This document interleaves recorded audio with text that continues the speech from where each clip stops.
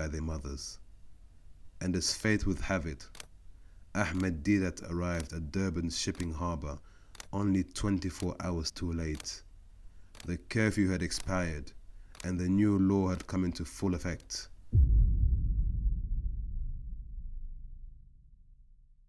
This meant that Ahmed Deedat and all the other children on board would have to be repatriated to India unless they were accompanied by their mothers. Unfortunately for Ahmed, he was unaccompanied by any adult, so the authorities were obliged to send him back to India. However, his father was adamant that no such thing would happen.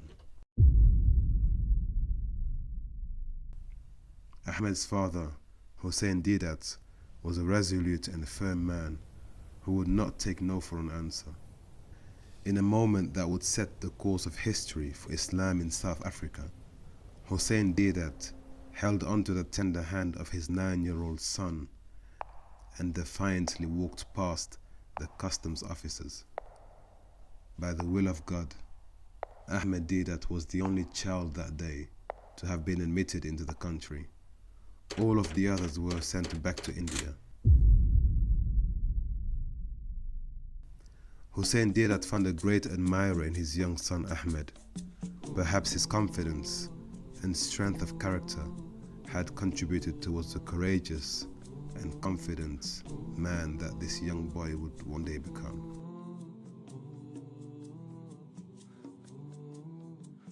Ahmed was enrolled at the Anjuman school in central Durban.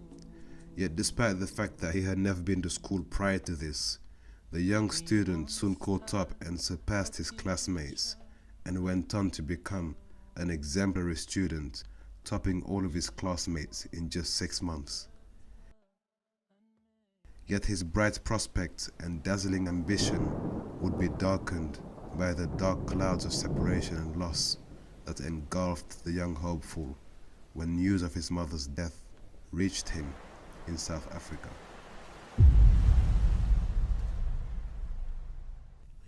Ahmed's mother had only survived a few months following his journey to South Africa. Unbeknown to either of them, they would never come to see one another again in this life.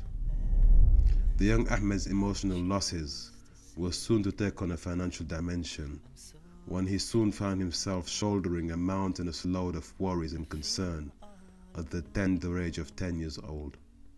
Uncertain as to the future continuation of his studies, the strains from this painful predicament soon became apparent on the face of Ahmed Deedat.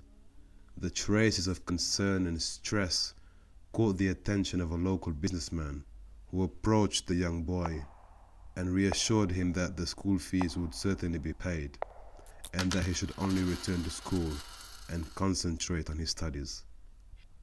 Upon his return to school, Ahmed Deedat was confronted by his teachers and his school fees were requested. Upon this request, Ahmed responded full of zeal and confidence that all of his fees were soon to be paid by the generous businessman. However, unbeknown to him at this time, the promises that were made to him were all in jest. In fact, it was a cruel form of entertainment and a vicious string of lies and deception. The businessman told Ahmed that he was only joking. In actuality, he never intended to sponsor the young orphan's education. It was all just a joke.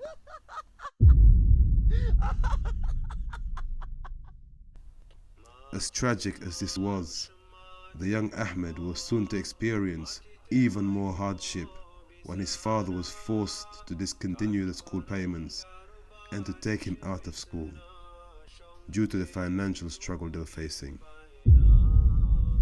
Like millions of prepubescent boys in that era, the young Ahmed was now obliged to take on a trade.